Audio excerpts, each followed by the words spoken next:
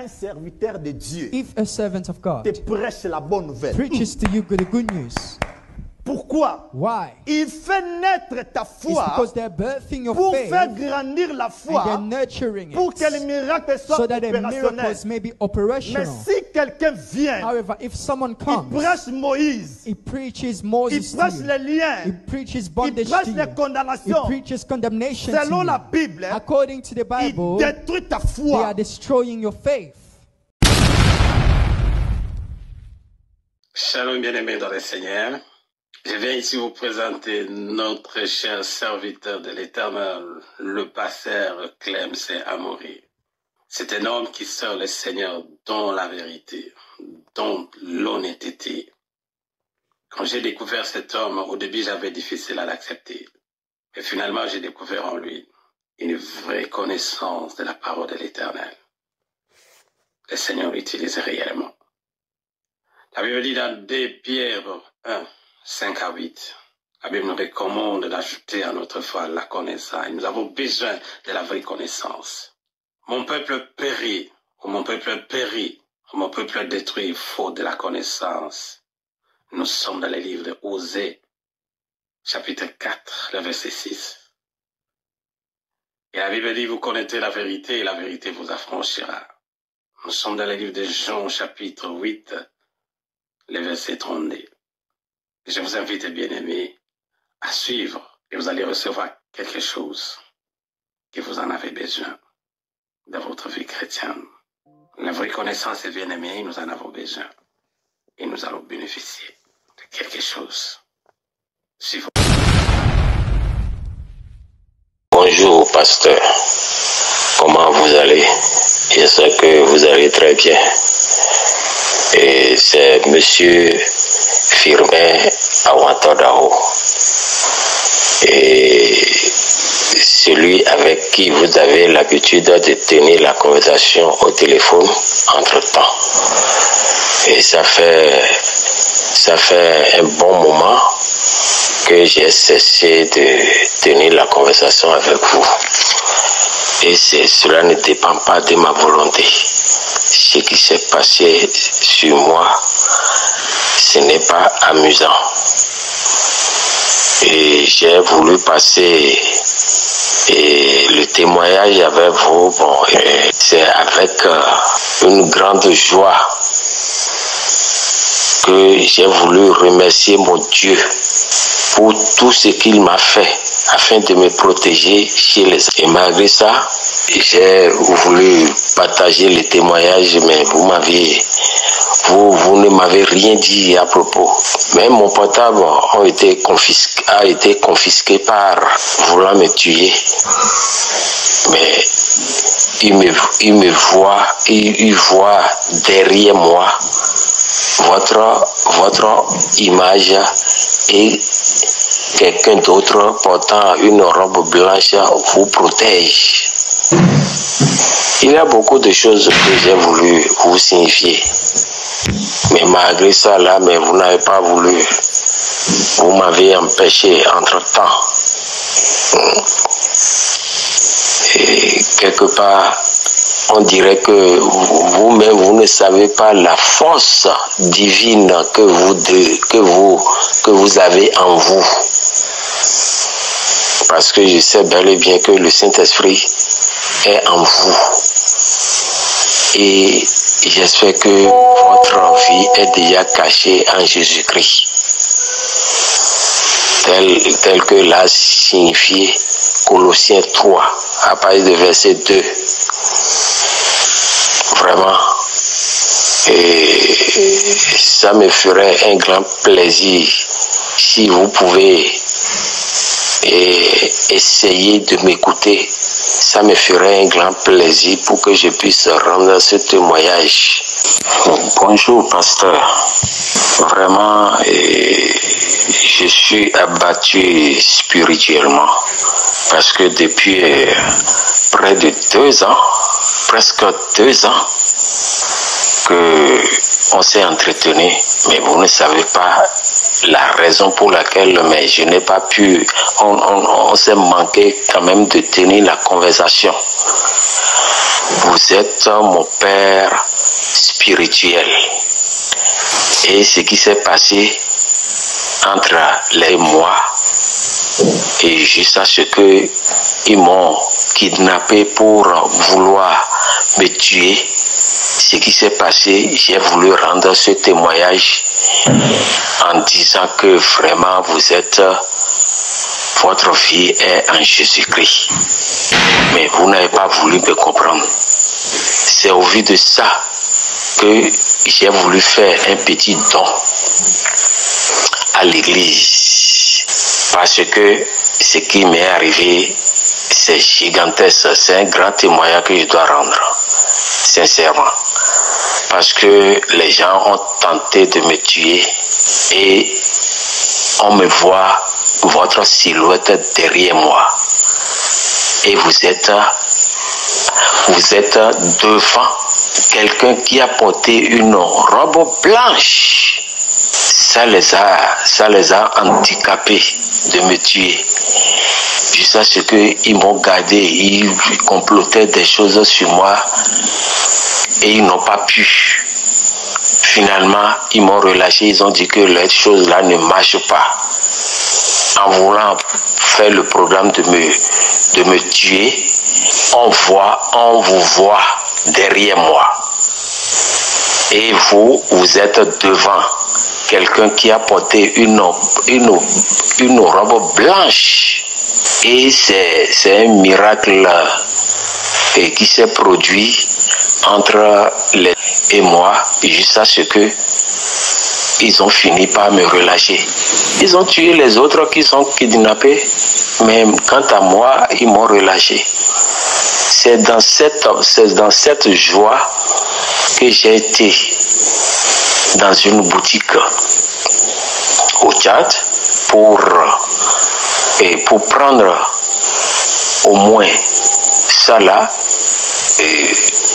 la guitare pour renforcer la chorale de votre église en tant que le don tel que l'esprit m'a révélé. Et mais depuis un certain temps, vous n'avez rien dit, vous m'aviez signalé et je ne sais pas par quelle alchimie je vais vous joindre. Et finalement, j'ai eu l'opportunité maintenant et je ne sais pas comment vous avez pu faire. Bon, c'est un grand témoignage que je dois rendre, mais il reste beaucoup de choses. Ce qui s'est passé bien avant ça, bon, avant que les gens font leur étude, il y a celui qui tue même, il a même une taille de 4 mètres. On dirait qu'un tonnerre. Mais moi, je n'ai jamais vu de pareil homme comme ça, avec des pieds longs et des bras longs et de 4 mètres de longueur. Et il se munissait quand même des objets tranchants pour pouvoir abattre les êtres humains. Mais j'ai voulu rendre ce témoignage. Merci pour une agréable journée à vous. Bonjour, bonsoir, selon le témoignage. Et là, si comme mon côté, où tu crois qu'on pousse ça, tant que ça n'a pas de problème, tant que ça n'a pas comme ça, et qu'on a eu mon compte embêté. Et pas na indi source na biso eza et pas na indi solution makambo na biso nyonso ezali nzambe apesa biso bato oyo bazala pene na biso mpo bango bazala aide na biso mpona bango bazala kanali oyo biso tokoleka mpona ntango tozala na baproblème des fois ntango tozala na baproblème tokomaka faible soki oza na motu te tanke oza na boye bonzoto boye ezalaka mwa difficile apaka ye moko Saint-Esprit ayaka kokonsole me na nzela ya basali na ye bazalaka wana toujours mpona koasiste biso encourager biso quoi kopesa biso ba conseil quoi advice biso ko exhorter biso yanwana ezosala force pona biso omona ozalaki moto moto mosu olinga kolemba makasi esilaki yo antuka nga nazwi ebele na nzela ya mosali na ye makambo ebele nakutani nango na vi na nga na nzambe asalaka nga kaka ngonu na nzela mosali na ye toujours solution ezwamaka toujours nazwaka solution toujours nazwaka solution yango wana kohésite te soki oyoki témoignage oyo nazokobengoka napesa ngo kaka na ndenge ya badetail te me napesa ngo kaka na ndenge na nglobe yango un jour nakokota mpe na badetail soki mpe mosala nzambe apesanga occasion wana mpe naya mpe kotémoigne nakokota mpe na badetail kotémoigne makambo nzambe aosala mpo na vi na nga mpo na vi ya mwana nga mpo na vi ya libota na ngai kaka asali ebele eza eloko moko te rata bapriere nyonso oyo tokota oyo tosala toujours solution ezalaka il y a toujours la solution yango wana bisika nyonso oza nzambe vraimen pambola yo nzambe akutana na yo ezala nga nabenga yango kutana na papa na nga oyo nabenga yango komona bango ezalaki c'était une kana la bénédiction nzambe apambolaka moto onzelaka ya moto soki okei na place ya mabe yo mo oyebi ndenge esalaka mais soki okei na place ya malamu antuka yo mo oyebi place ya malamu nde ezalaka place ya malamu ezala source otukela oyo nyonso oza nakosa place ya mabe mpe yo mo oyebi nini okorecevoir kuna me ngai nazotinda yo oyo kaka bamateya na nzela ya YouTube ere nyonso soki omoni balanse kozanga ate koyoka na nzela ka ya mateya pamba oyo ozwa ebele nga nazwa ebele na nzela ka nazaka nayokaka exhortation ka na nzela papa na ngai omonaka exhortation ya pamba epesi ngai baintelligence ebele epesi ngai badirective ebele nini na kosala epesi ngai bamakambo ebele oyo pete nazali koluka nakota na priere me na nzela kaka ya bamateya na YouTube okota kuna obeti Pasteur Clems oyoka oyo azoteya biso ezokobakisa toujours impulse na bavi na biso yango ezokolisa biso mpe makambo mosusu ezali kopesa biso ntango mosusu kobanga nini ntango na oyoka bamateya lelo elongo nanga kobanga elongo nanga makambo ebele na nzela ya mosali na yo bandeko nanga place nyonso bozali nzambe apambola bino moto nyonso ayoka témoignage oyo nzambe apambola ye na tala nyonso ekomi na bino bozala beni na kombo na Yesu. Shalom, shalom, libota na nzambe, kimia pe bolingo na bamabota na bino. Eza ngai mama Hermanita Eloti Mbelo. Naye kotémoigner bolambo ya nzambe oyo asali na ngai a permettre na kutana na loin de Dieu, l'homme de Dieu, docteur de la loi, Pasteur Clems Amoury.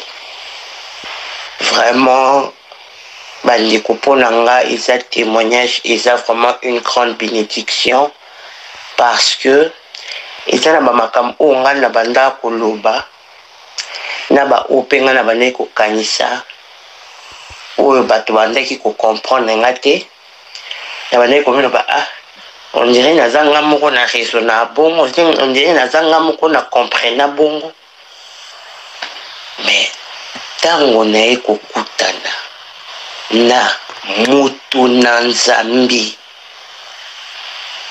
papa na biso Clems Amoury nazo yebisa bino bandeko na mona eloko na kutani na Jésus. En tout cas, aza pe petit Jésus parce que toza ba petit Dieu. Vraiment disciple de Jésus. Na ba qualité na liluba o ezobima na monoko na ye bandeko kani na recommandera bino bokende koyoka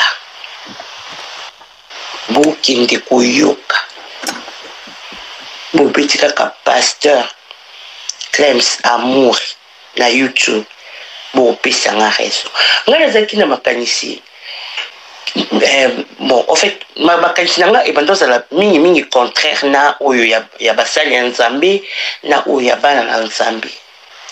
Par exemple neti makambo oyo ya balien yakolie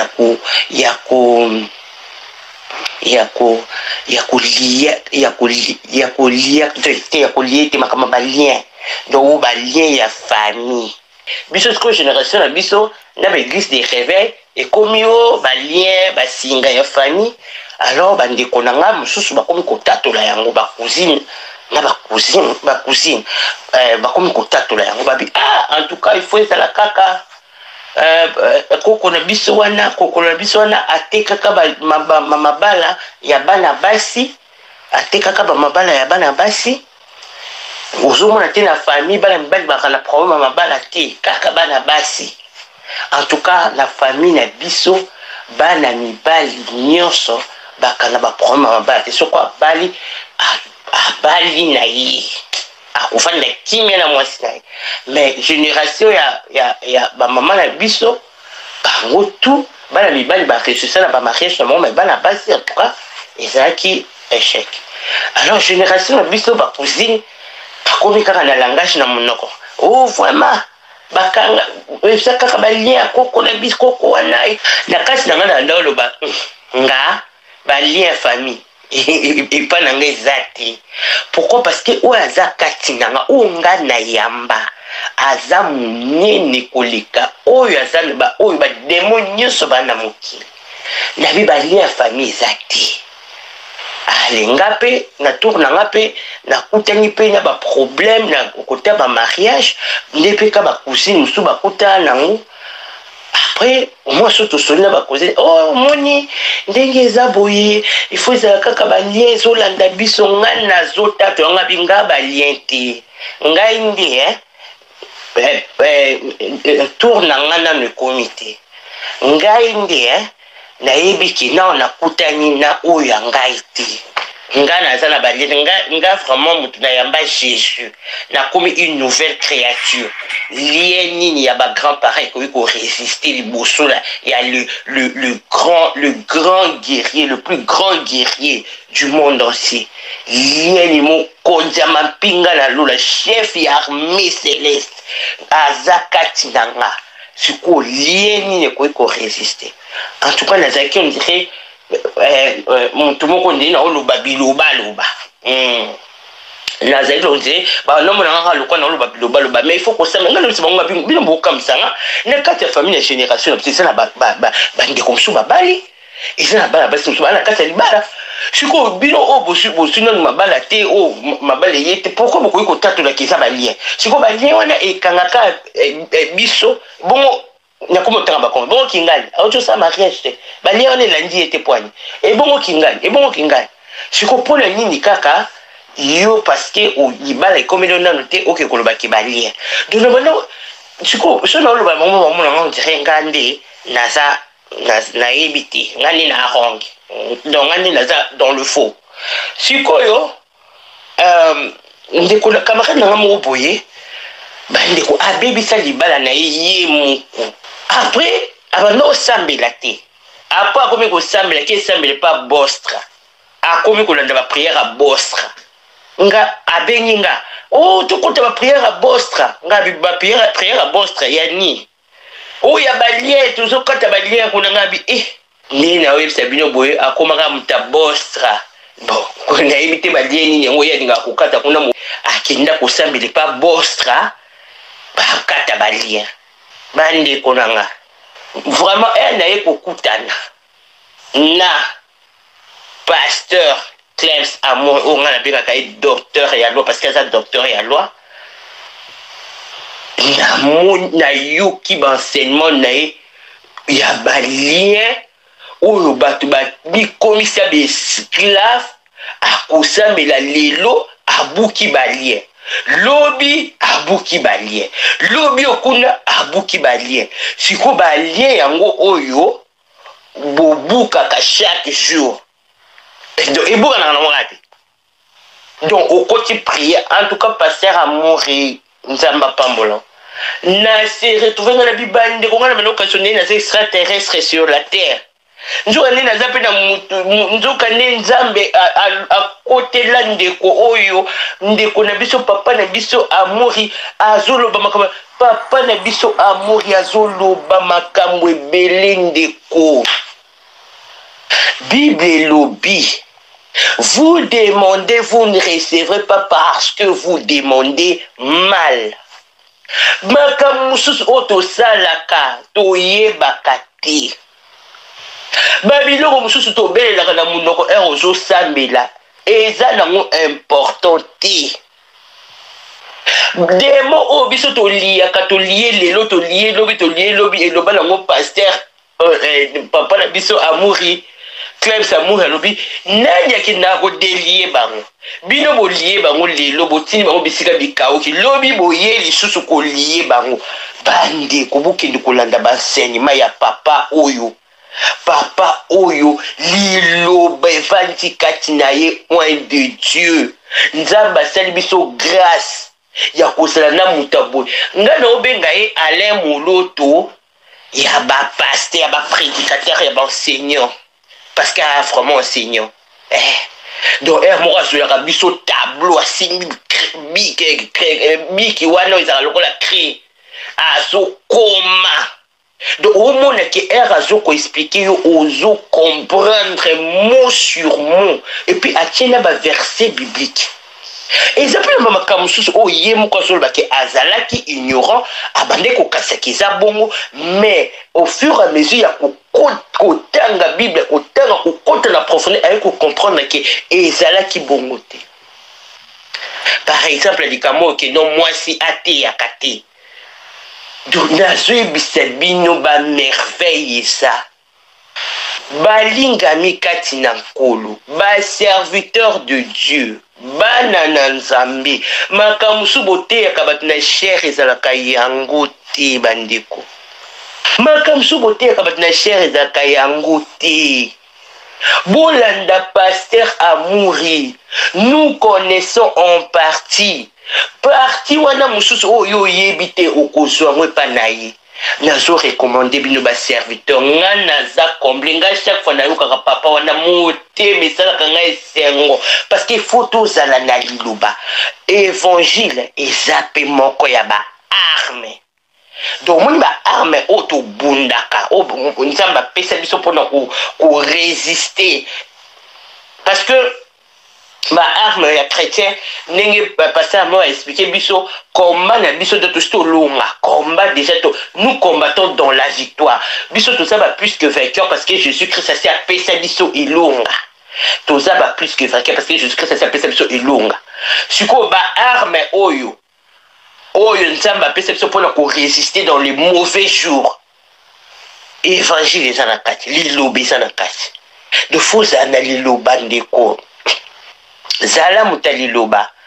En tout cas, bandeko bolanda témoignage nanga oyo bolanda donc vraiment beau partager yango massivement parce que ignorance ezo baba tebele ba vandi ye moko zo ko tatola ye moko ngana zala balien Bible lobby c'est que je crains c'est ce qui m'arrive et ça la masse na mon baba dans le balanga lobby oyebi bino ba demo ba calculer bino parce que bino bo calculer bango nga tuni ki ngabi oh pepo nyolo baba bineti mutoko nga na tsala ba demo kate na tsaka ba sorcier kate na calculer ka bango te siko nga lokwa na calculer bango te ba oyena vina nga kosani pasteur na biso Amoury ya lobi bande ko so ofani na ndaku na yo ndeko so ofani na ndaku na o chaque jour ozo belela ka komo moko ozobela kamuta uskwa le kalibanda yo ba yo bela komunaye obela komunaye mukosa koloba atika na beta nano porte na kota nano na moni mutu alinganga mingi ndenge moko na biso modèle to belela ka ba demo ba komunye soto ba demo to yebi lelo comme sous on a sepeli on a sala ngesengo ya kokutana isuna passer mu biloko ebele sala ngesengo na kokutana na ye koyeba ye musali ya nzambe koyeba ye moko ezali na linga ba témoignage o bato ba yaka teki o ba démon nazalaki diabulu nazalaki magicien na lia bato 50 na lia bato 100 na bandeko et puis bato bazozwa temps na église kotikela muto so ya kosala koloba be exploit be loge ko ya kosala satan ba eloge donc na banda omona ngo o eza ko rendre culte na diable na bando lingango ata mokete lepi na lingaka ngo te basala nzambe botika makambo oyo kopesa tant jour à culte bozwi bopesi motu moko boye aya kosala beloge ya diable. Bible elobi na biso allez et faites de toutes les nations mes disciples na ko annoncer la bonne nouvelle du royaume. Ngana bandolo bango il faut bana na nzambe ba annonsaka la bonne nouvelle du royaume. Na yo kalisusu pasteur na biso Clem Samori pasteur alobi esikani na Bible bomona ba apôtre bateya Satan bateya ba démon ba betele no masolo ba démon ba bando betele no masolo ya Jésus. Pasteur Amoury, God bless you. God bless you. God bless you forever. Vraiment, tu es un serviteur de Dieu. Bananga banango yoka yo papa naza toujours comblé. Chaque fois vidéo na ekotaka naza toujours comblé. Vraiment bandeko na koma kozonga na koma koluka ba video kala ona ebaka ena noté na YouTube na zoyoka na zokolisa connaissance parce que moi na ensemble fois ça na connaissance so ça na connaissance déjà mawa parce que diable a yebi écriture aya kokosa ona liloba nzambe akoya kokosa oloba il est écrit yo siko faut la mine pour no loba na que il est aussi écrit siko yo erosa na liloba te omoni diable era yeki satan era yeki pas Jésus ayela ye liloba diable banga prière te Jésus Christ a compté qui prière à 40 jeûnes et prière à 40 jours diable ayaki diable qui makasoko ayebi ke yo za na liloba donc yo il faut olata bibundeli wana na Ephésiens 6 parmi bibundeli wana liloba ezali mais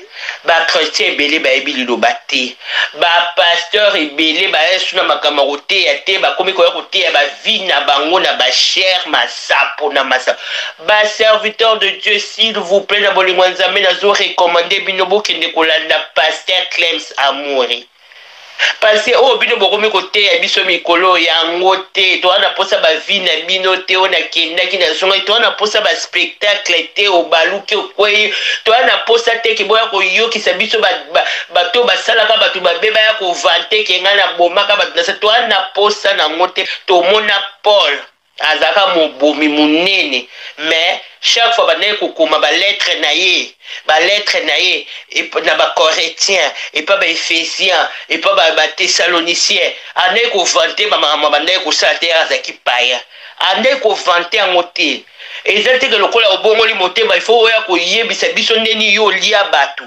ndeni yo boma batu wana baza batu oyo boma wana baza batu ba misu pe ba bungisa ba parents na bango na makamo yo zolo bana o na sa accident mon koto msusu bana mo ba koma ba orphelin parce que papa na bango akufaka kuna elo nini ya koya ko ventele batu wana elo nini ya koya ko yebisa batu ba exploit na osala ki na monde de ténèbres est-ce que biso to na besoin nango toza na besoin ya la bonne nouvelle du royaume toza na besoin la bonne nouvelle jour à dimanche ezaka jour pour na ko rendre ensemble un culte agréable eza mukolo photo ya to kumisaka to sanjola ka to netola ka eza mukolo ko ya ko beta basula ba démonter eza mokolo ya koya kobeta masolo ya basorcier te eza mokolo ya koya kobeta masolo ya bambikudi te eza mokolo ya kobeta masolo ya bamagicien te eza mokolo ya koya kohonore satan te parce que ere yo ye wana ozobeta masolo ya satan mutu mosusu mpe akozala tike oyo neti abongo nde motema te na ayambi yesu te akoza satan ngo asala nde makambo minene boye bon tika naki nanu naluka ye nanu ozomona donc ozosala évangélisation ya satan ya diable bolanda pasteur Clems Amour bandeko basali ya nzambe ebele baoteya na bango bien mais misusu mpe bazobungisa bato bazosala baspectacle bazosala n'importe quoi. Pourquoi? Parce que l'ilobeza est sauté. Na kati elanga na nzambe ba vrai bazali ba faux pe bazali. Bato nyonso bazate ke bato yo bino mokili ko tia litoi. Serviteur de Dieu ou ayaka na réseaux sociaux pour robetsa bato mabaku, c'est pas un vrai serviteur de Dieu. Parce que serviteur de Dieu ayaka pour enseigner bato, à prêcher bato, à exhorter bato, ba kola na molimo. Serviteur de Dieu ou ayaka ce qui a leki eza pour na binobo za la down. Donc binobo sumuka. C'est pas un serviteur de Dieu. Eza ba faux oyo diable a tindi la kati elanga na ye. Bible ezo bana biso tozala occasion de chute pour na baninga te. Comment yo oleka na réseaux sociaux yebi bien ke likambo so yo moko za conscient yebi ke likambo so na lobi yango batu bakobeta mama baku. Likambo so na lobi yango batu bakobeta mama baku. Mais oye quand même koloba ngo pona kotuka baninga. Wana bazala serviteur de Dieu te bande ko bon certain kolanda bato bongo te parce que azana 5000 membres parce que azana 10 000 membres parce que non botala nombre te bolanda quantité te bolanda qualité et c'est pas ya pasteur Clems Amour liloba ya solo nzamba sali biso grâce à pesi biso Alain Moloto ya ba prédicateur ya ba enseignant. Si on a eu Alain Moloto, parce que l'Iloba, il va indiquer Jésus-Christ a sali grâce wana. Azape mutu humble, ami kumisakate. Grâce wa zanango. So ezaki batu so to yebi oil. Nezaka ngai. Mais un homme humble, ceux qui osent comprendre était aux numéros no bengi ata soko attaquer akoyoka yo tina suka a expliquer yo azab basala nzambe te soki yo ko attaquer ye pa ndi ko finga yo non témoignage eza na tindela mutu moko abenga nga lobi ote mutu wana ko landaka ite bo na pesa numéro abenga pasteur Amouri abandi ko attaquer pasteur mo afandika kimia après pasteur Amouri sololi na ena kimia soli na kimia nyoso ye moko azongeli nga lobi. Cet homme-là, c'est un vrai serviteur de Dieu. A lobi a recommandé nga landa kai. Mais liboso c'est qui kolanda ete. Nga la pese numéro. Pasteur Amour a ebisaka biso. Bo pesa numéro. Soki mutu akoti doute na makambo nga na oloba abenganga. Na kongana kodlakise kaka na oya ko fonde te na ozweleka liloba ya nzambe yango tokosolola ndeko wana c'est pas un serviteur de Dieu azalaki contre pasteur Amouri na pese numéro na bi numéro yango yo solola na ye abegi pasteur Amouri abadi ko attaquer andi ko pasteur Amouri afika nyaso yokaye na suka pasteur Amouri aloba sololi na ye alakisi noir sur blanc. Tala likamoza boye, likamoza boye, liloba lobi boye, liloba ye moko azongeli nga lobi. Cet homme-là, c'est un vrai de Dieu. Oyo akotouché ye, akokutana na nzambe. Ah, gloire à Jésus, gloire à l'agneau sans tache, gloire à nzambe. Oyo apetineli biso pasteur Amouri na kumisi nzambe oyo. Asali ke ngana yeba moto na nzambe oyo na oyebisa bino eza bénédiction moko ya ba bénédiction ebele nzambe apesaka nga moko nango ezali ya kokutana na le vrai frère de Dieu pasteur Clems Amour. Bandeko bobosana te Jésus-Christ ye moko alobi dans les derniers jours bato lokuta baoya ebele baoya pe na kombo na nga Jésus mais bakozala yanga te baoya mpona babungisa bato keba nani oyo opesa litoi na yo. Bible lobi la foi vient de ce qu'on attend. Oyokaka nani oyo kaka.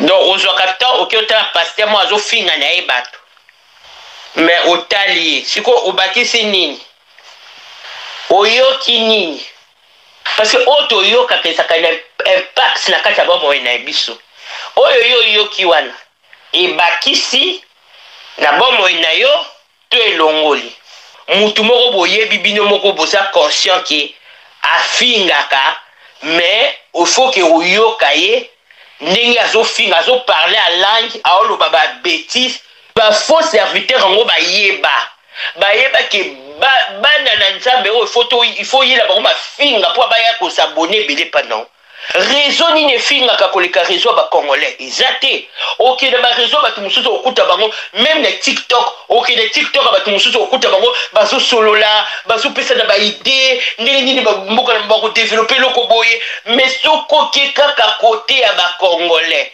okoyoka kaka ya mama na yo ya papa na yo ya wana batonzi bandeko so boke na bachaîne ya basala nzambe ba vrai vrai boke na batiktok basala nzambe ba vrai vrai bokuta babonnement kuna te babone baza te babone bakaka esika oyo baofinga bato bandeko en tout cas vraiment bandeko na nga témoignage mpe eza mpe sili mpe te noya lisusu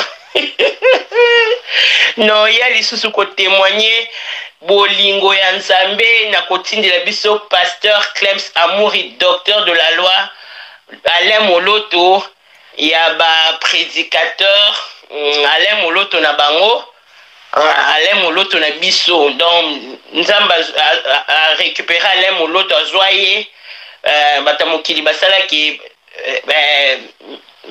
yazala lisusu te baboma ye mais baœuvre tikala o lelo ti lelo biso tosavouraka yango toza na pasteur na biso Clems Amouri bokota